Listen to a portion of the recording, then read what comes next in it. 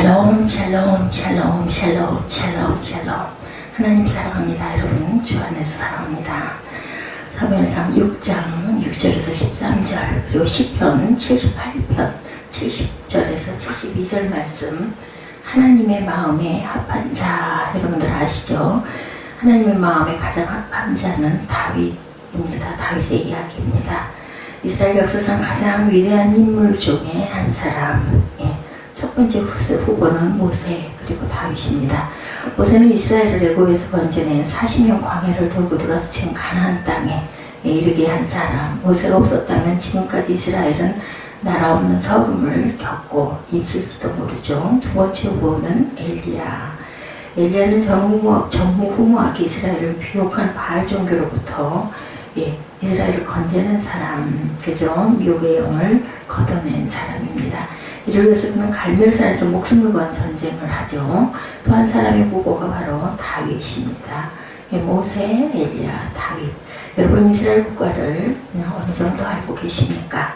위아래 하늘색으로 두 줄이 있죠. 위는 하늘, 아래는 땅을 가리키는데 색이 하늘색인 것은 영원한 의미를 가지고 있다고 그러죠. 영원한 하나님의 나라라는 뜻 가운데 별이 있으니까 이스라엘 국기에 보면 이 별은 마겐 다윗, 다윗의 별이라고 부르죠. 별은 메시아를 상징하기도 합니다. 이스라엘의 꿈꾸는 메시아는 다윗 같은 사람, 다윗 같은 메시아가 와서 이스라엘을 하늘과 땅에 빛나는 별과 같은 민족이 되게 하리라는 그러한 믿음이 이 국가 안에, 국기 안에 담겨 있습니다. 과연 다윗은 예나 지금이나 이스라엘 역사의 중심에 있죠. 우선 다윗은 이스라엘 역사상 가장 넓은 영토를 차지했습니다.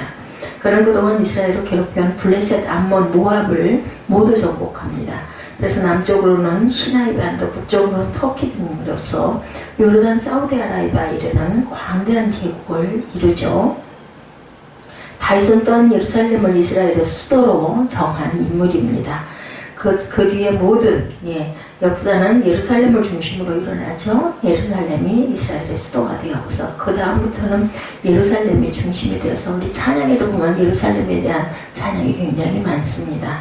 당시 예루살렘에는 호전적인 여부수 사람들이 살고 있었는데 다윗은 그들을 모난의 수도로 삼고 하나님의 성전을 건축할 준비를 합니다.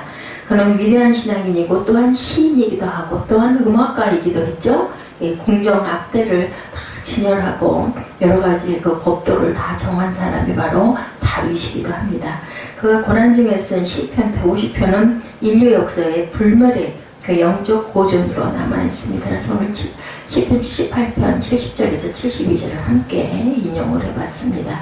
성경이 다윗의 이름이 몇 번 나오나 살펴봅니다. 구약에 600번, 신약 성경에는 60번 이상 다윗이라는 이름이 나옵니다. 성경에서 가장 많이 나온 인물이 바로 다윗이죠. 성경장으로 보면 아브라함이 14장, 야곱과 요셉이 각각 11장, 엘리야가 10장 분량, 다윗은 66장이나 됩니다. 무엇으로 보나 월등하게 이스라엘을 대표하는 그러한 인물, 중요한 인물이라는 것을 우리가 알 수가 있습니다. 질문은 다윗이 이렇게 위대하게 될 수 있었던 이유는 그러면 무엇일까? 무슨 비밀로, 무슨 힘의 비밀로 그가 이렇게 위대하게 된 것일까? 오늘부터 다윗 이야기를 따라서 성경 속으로 우리 한번 들어가 보도록 하죠. 다윗을 통해서 자신을 돌아보고 다윗을 통해서 예수님을 또한 배우고 다윗을 닮고 예수님을 닮아가는 저와 여러분이 되시기를 주님의 이름으로 축복합니다. 왜 하나님은 다윗을 선택하시고 다윗을 그토록 위대하게 쓰셨을까? 다윗은 하나님은 중심을 보신다는 것을 알았던 다윗입니다. 첫 번째 이유가 중심을 보시는 하나님인데 하나님이 사울의 실수로 사울을 폐하십니다. 버리시죠.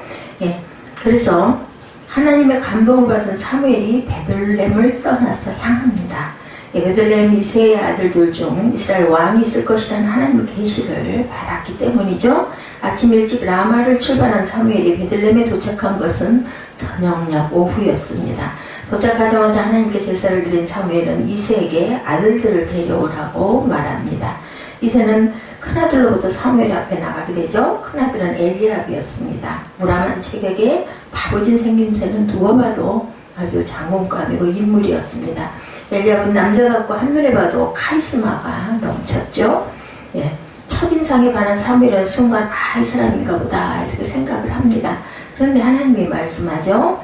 예, 사무엘상 16장 7절의 말씀입니다. 그의 용모와 키를 보지 말라. 내가 이미 그를 버렸노라. 내가 보는 것은 사람과 같지 아니하니 사람은 외모를 보시거니와 야훼는 중심을 보시느니라. 이렇게 말씀합니다. 사무엘도 깜짝 놀랐죠. 괜찮은데 왜 아니라고 하실까? 예, 의문이 생기죠. 둘째를 봅니다. 둘째는 아비나답이죠. 아비나답은 엘리압과 달리 아주 지적인 사람, 재정적인 사람입니다. 요즘으로 하면 학구적이라고 해야 될까요? 뿔테 안경에 책 한두 권을 옆구리에 끼고 있었을 것 같은 그런 모습의 사람.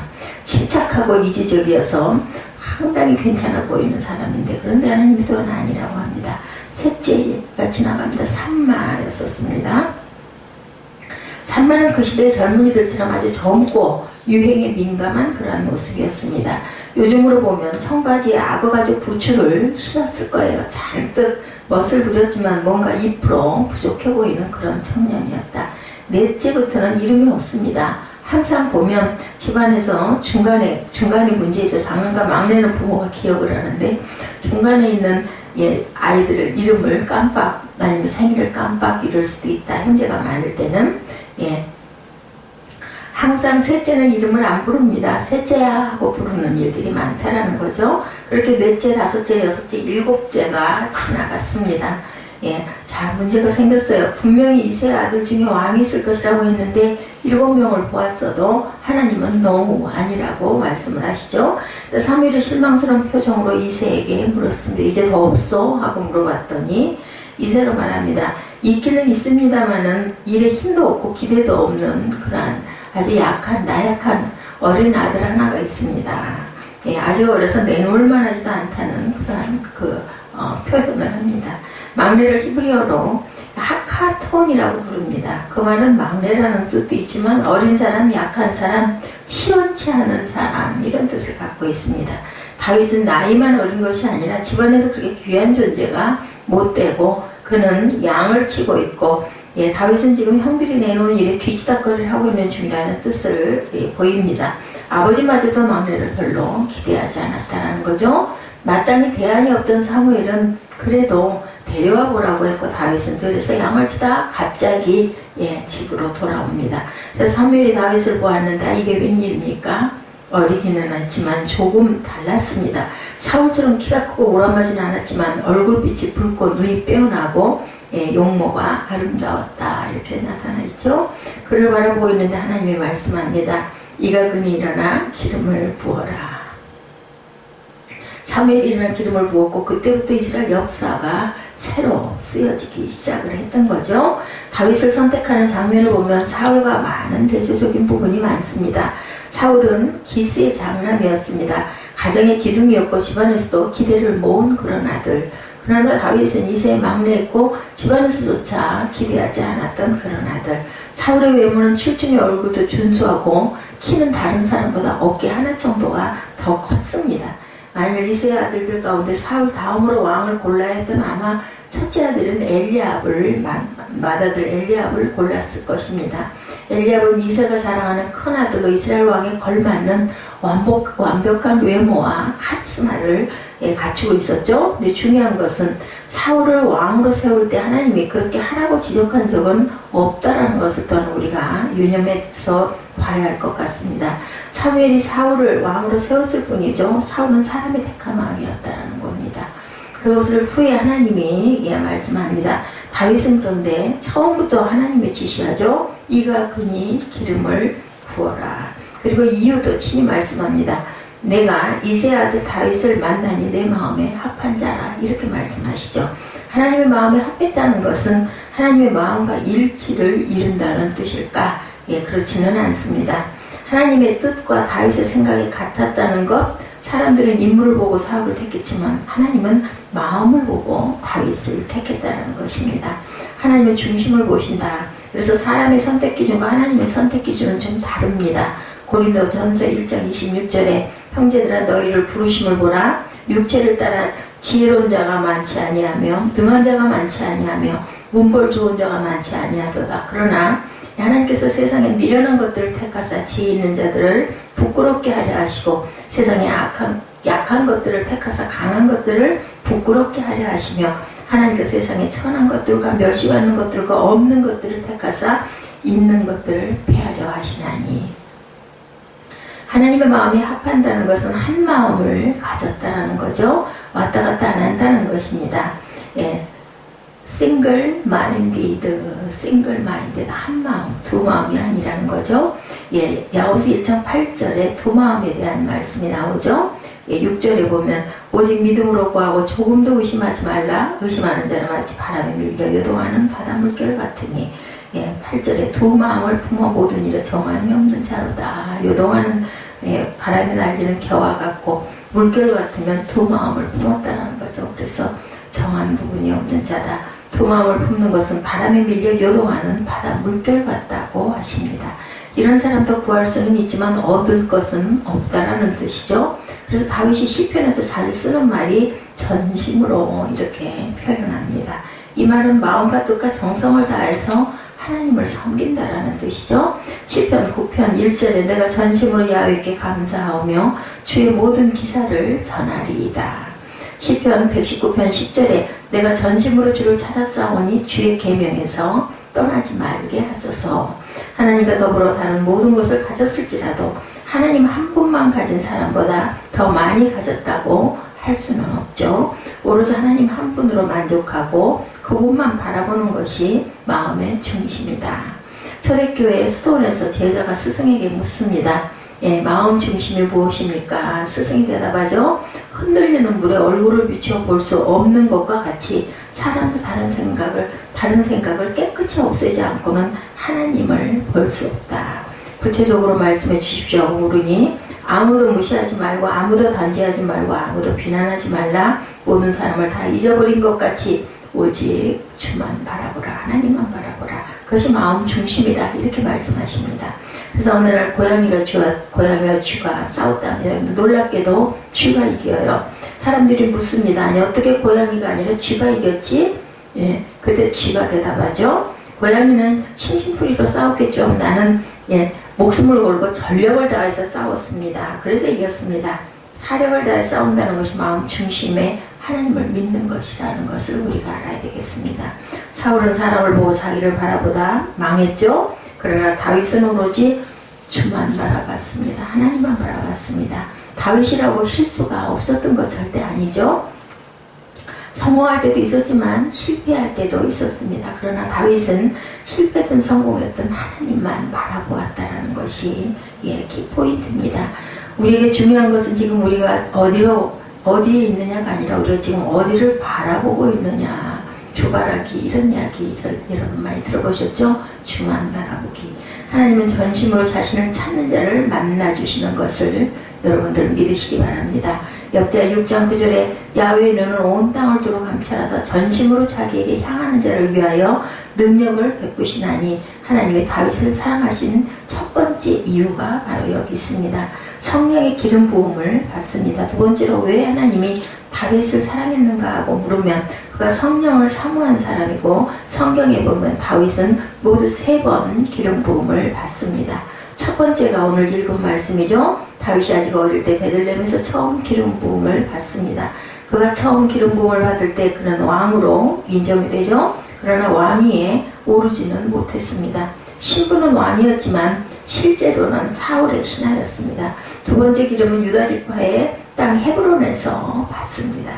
그가 기름 부음을 받을 때 그는 이스라엘의 한 지파 유다 지파의 왕이 되었죠. 그러나 아직 전 이스라엘을 통치하지 못하고 사울의 견제와 핍박을 받고 있었습니다. 다윗이 사울로부터 완전히 벗어나 전 이스라엘을 통치할 수 있었던 것은 3번째 기름 부음을 받은 다음이었습니다. 그때 그는 드디어 전 이스라엘을 장악할 수 있었고 명실상부한 이스라엘의 왕이 될 수가 있었습니다.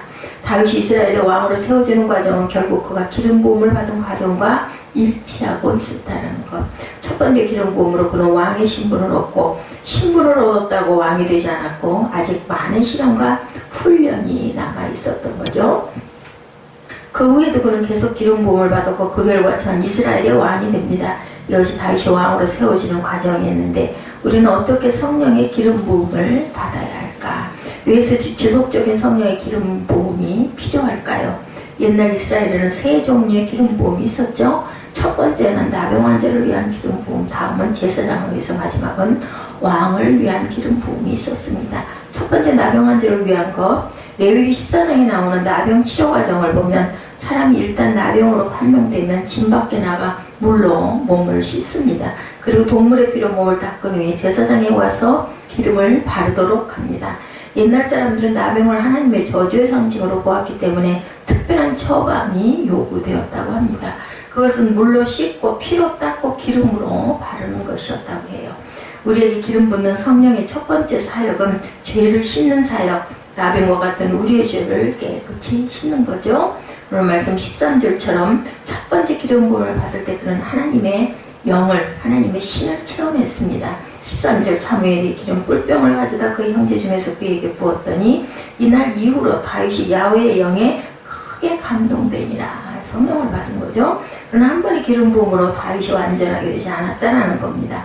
사무엘하 11장에 보면 그가 밤중에 옥상을 어슬렁거리다가 밧세바가 목욕하는 것을 보고 그를 데려다가 간음을 하고 그 남편 우리아를 전쟁터에 보내 죽게 하죠. 성령이 떠났기 때문입니다. 이럴 때는 시편 51편에 나를 주 앞에서 쫓아내지 마시고 주의 성령을 내게 거두지 마소서. 첫 번째 기름을 받고 왕의 이름은 얻었지만 그 이름이 그의 마음의 죄에서 벗어나지 못했다라는 겁니다. 그래서 두 번째 기름 부음이 필요했고, 이스라엘의 두 번째 기름 부음은 제사장에게 붓는 기름 부음이죠. 제사장은 나병 환자처럼 저주받은 죄인이 아닙니다. 하나님의 은혜로 죄와 형벌을 면하고 의롭다 인정받는 그러한 하나님의 종입니다. 나병 환자의 과제는 죄를 씻어 심판으로부터 벗어나는 것. 그러나 제사장의 과제는 성전에서 하나님과 함께 거룩하게 사는 것입니다. 그래서 제사장은 나병 환자에 다르게 기름 부음을 받습니다. 나병 환자는 단 한 번 기름 부음을 받지만 제사장은 매일 기름 부음을 받죠. 그는 매일 성소에서 이마와 손과 발에 기름을 바릅니다. 왜 그렇게 했을까요? 매일 하나님의 도움이 필요했기 때문이죠. 여러분은 하나님의 자녀일 뿐 아니라 하나님의 제사장, 왕같은 제사장이심을 아셔야 합니다. 거룩하게 살기 위해서 제사장처럼 매일 기름 부음을 받으시는 그러한 저와 여러분 되시기를 주님의 이름으로 축복합니다. 베드로전서 2장 9절이죠. 오직 너희는 택하신 족속이요 왕같은 제사장들이요. 하나님의 사람이 되는 과정은 분명히 첫 번째는 하나님의 자녀가 되고 그 다음에 하나님의 제사장, 왕같은 제사장이 됩니다. 수준이 높아갈수록 달라지는 것은 기름 부음의 수준이다. 하나님의 자녀는 한 번 성령을 받으면 되지만 하나님의 제사장은 계속적인 성령의 기름 부음을 체험하고 받아야 합니다. 그러다가 이스라엘 전체를 통치하게 된 때는 세 번째 기름 부음을 받은 후였다. 이때는 사울이 죽은 때입니다. 사울의 나라가 망했습니다. 사울은 우리가 세상에서 만나는 모든 종류의 악과 고통, 그것이 쉽게 없어지는 것은 아니고 끝까지 우리를 따라와 괴롭히죠. 그러나 언젠가는 반드시 없어진다. 유대인의 책에 보면 이런 이야기가 나오죠. 다윗 왕이 보석 세공인에게 자기를 위해 반지를 만들고 거기에 글귀 하나를 새기라고 명하죠. 언제나 교만하지도 않고 그렇다고 낙심하지도 않을 글을 새기라고 얘기합니다. 얼마 후 보석 세공인이 왔습니다. 그리고 반지를 내밉니다. 반지에는 이것 또한 지나가리라 이렇게 쓰여 있었다고 합니다. 다윗은 이 글을 보고 승리했을 때는 자만하지 않고 고난이 왔을 때는 낙심하지 않았다고 하죠. 이것 또한 지나가리라. 결국 지나갑니다. 성공했다고 영원한 성공도 아니고 실패했다고 해서 고난을 당한다고 해서 영원한 고난이나 실패도 아니라는 거죠. 고난도 지나가고 실패도 지나갑니다. 이제 마지막이다 해서도 그 이야기 옛날 이야기처럼 할 때가 또다시 돌아오죠. 다윗의 기름 부음을 봅니다. 1차, 2차, 3차 베들레헴, 헤브론, 예루살렘 왕의 신분을 얻는 부분적으로 그 다스리는 부분들이 통치가 달라지죠. 그래서 1차는 어디에서? 헤브론에서, 그리고 베들레헴에서, 헤브론에서, 예루살렘에서 이렇게 기름 부음을 받죠. 처음에 다윗은 사울의 신하로 시작을 합니다. 그러다가 다윗은 사울의 경쟁자가 되죠. 마지막에 다윗이 사울을 누르고 이스라엘의 왕이 되죠. 예루살렘에서.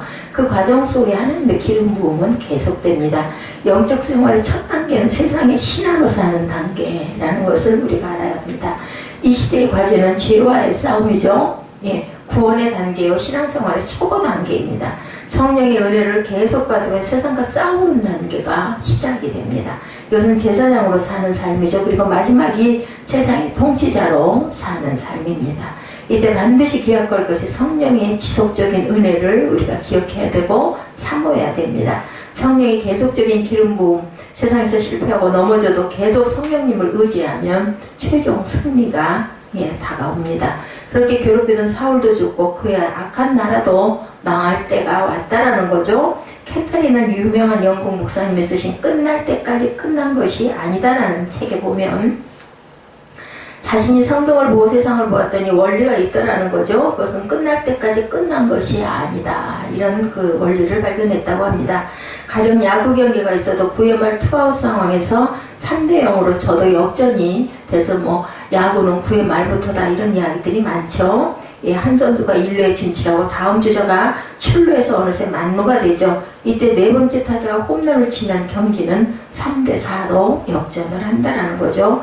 경기가 끝날 때까지는 끝난 것이 아니다. 다윗이 20여 년의 그 황금 같은 세월을 사울에게 쫓겨 다윗이 끝났다고 생각했지만 아직 9회 말이었다라는 겁니다. 하나님의 역사는 끝날 때까지 아직 끝난 것이 아니다.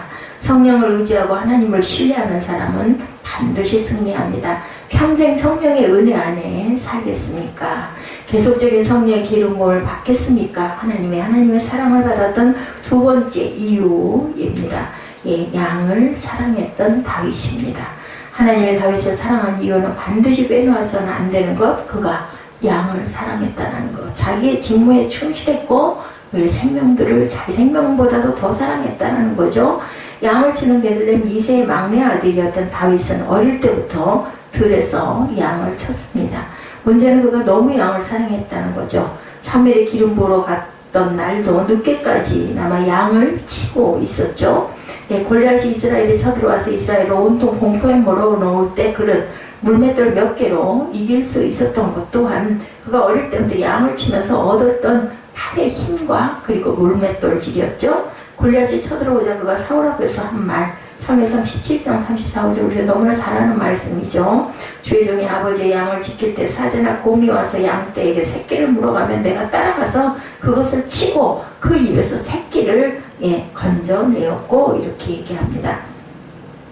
어릴 때부터 양을 사랑했던 다윗, 그래서 시편 78편은 하나님의 다윗의 종을 선택한 이유를 얘기하고 있죠. 오늘 제가 발췌한 부분입니다. 70절에서 71절이죠. 시편 78편. 또 그의 종 다윗을 택하시다 양의 우리에서 취하시며 전양을 지키는 중에서 그들을 이끌어내사 그의 백성인 야곱 그의 소유인 이스라엘을 기르게 하셨더니 다윗은 다른 것이 아니라 하나님의 양의 우리에서 취한 사람이라는 것입니다.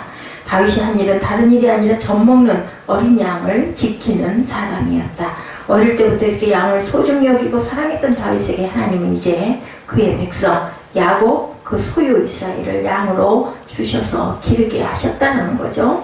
어린 양 한 마리를 위해서 목숨을 걸고 곰과 싸웠던 다윗, 그는 하나님의 어린 양 이스라엘을 지키는 왕이 되었습니다. 다윗은 자라면서 어릴 때 양을 사랑했듯이 사람을 사랑했죠. 겸손히 사울의 신하로 들어가 그 밑에 복종하면서 사울을 사랑했습니다. 사울이 그를 시기하여 8번이나 창을 던졌지만 그는 오히려 음악으로 사울을 기쁘게 하는 그러한 성품을 가졌죠.